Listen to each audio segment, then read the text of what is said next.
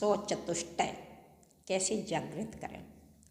तो उससे पहले आप जानिए कि सौ चतुष्टय किसे कहते हैं। तो सौ चतुष्टय किसे कहते हैं? चार चीज़ों को मिलाने का नाम चतुष्टय। सौ यानी निज।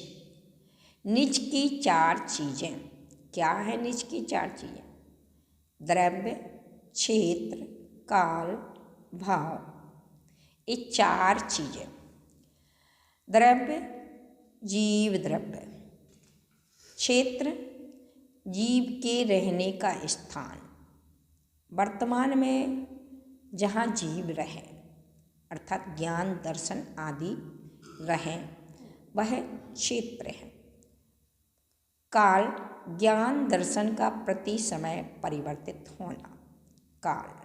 भाव अर्थात तत्रूप से एक समय की पर्याय जो निकलना उसका नाम भाव है।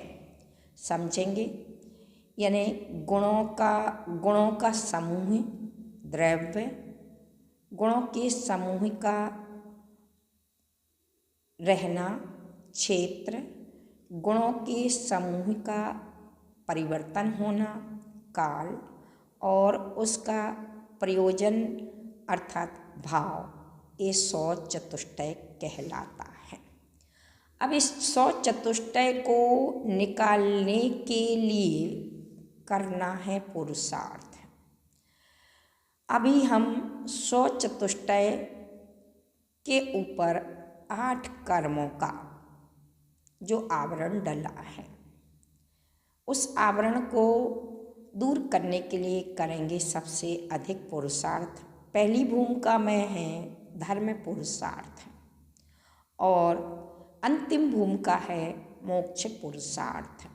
तो अपने सौ चतुष्टय को प्रकट करने के लिए सबसे प्रथम है धर्म पुरुषार्थ अर्थात आचार्य भगवंत ने धर्म पुरुषार्थ में देव पूजा गुरुपास्ति ये कहा है। उसके पश्चात है मोक्ष पुरुषार्थ में आपका 28 मूल गुणों का पालन करना। तो आप अपने सौ चतुष्टय को प्रकट करने के लिए मूल उद्देश्य बनाए वैराग्य अर्थात राग को कम करके वैराग्य को बढ़ाएंगे तो सौ चतुष्टय प्रकट होगा। सौ चतुष्टय प्रकट करने के लिए अपनी सबसे पहले सोच बनाना है अंदर और बाहर की।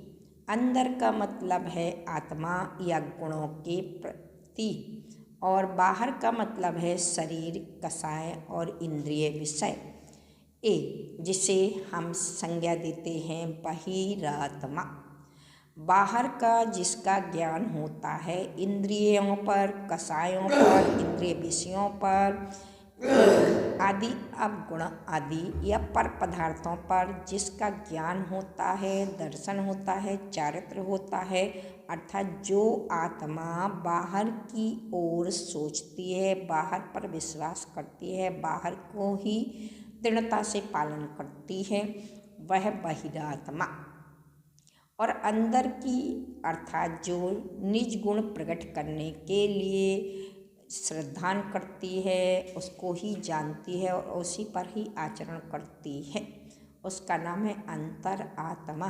तो यह भेद विज्ञान सबसे पहले करना है कि मैं अंदर की ओर का सोच रहा हूँ कि बाहर की ओर। यदि ये भेद विज्ञान हो गया तो फिर आपको भेद विज्ञान करने के बाद विश्वास करना अंदर के सच्चाई पर और सच्चाई पर ही दृढ़ रहना। ऐसा सम्यक दर्शन, सम्यक ज्ञान, सम्यक चारित्र ही आपके लिए सौ चतुष्टय की प्रकट करने में सामर्थ होगा।